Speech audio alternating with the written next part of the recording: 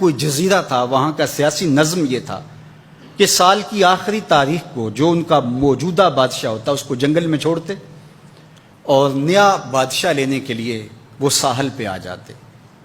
جو پہلا شخص ساحل پہ اترتا اس کو اپنا حکمران مان لیتے۔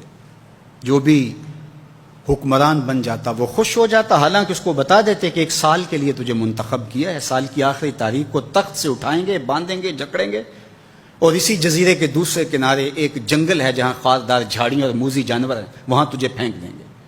وہ بھول جاتا، کہتا دیکھی جائے گی۔ اور سال کی آخری تاریخ جب وہ رسیاں اور زنجیریں لے کے آتے تو وہ پریشان ہو جاتا کہ آنکھ جھپکنے میں سال گزر گیا، پتہ ہی نہیں چلا۔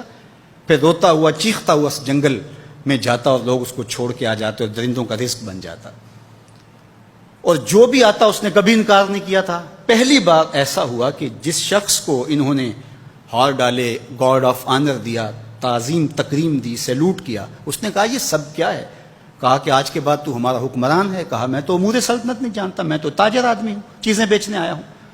کہا کہ ہمارا اصول یہی ہے کہ سال کی پہلی تاریخ کو پہلا شخص جو جزیرے پہ قدم رکھتا ہے وہ ہمارا حکمران ہوتا ہے۔ اس نے کہا میں تو امور سلطنت کو نہیں جانتا، تو یہ کس طرح ذمہ داری قبول کر سکتا ہوں؟ انہوں نے کہا کہ تمہیں کرنا ہوگی، اس کے علاوہ کوئی راستہ نہیں ہے، ہمارا یہ قانون ہے، ضابطہ ہے۔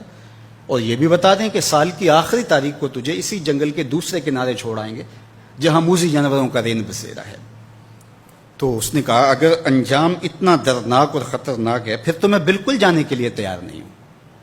تو انہوں نے کہا تو چاہے نہ چاہے باندھ کے بھی تخت پہ بٹھانا پڑا تمہیں بٹھائیں گے۔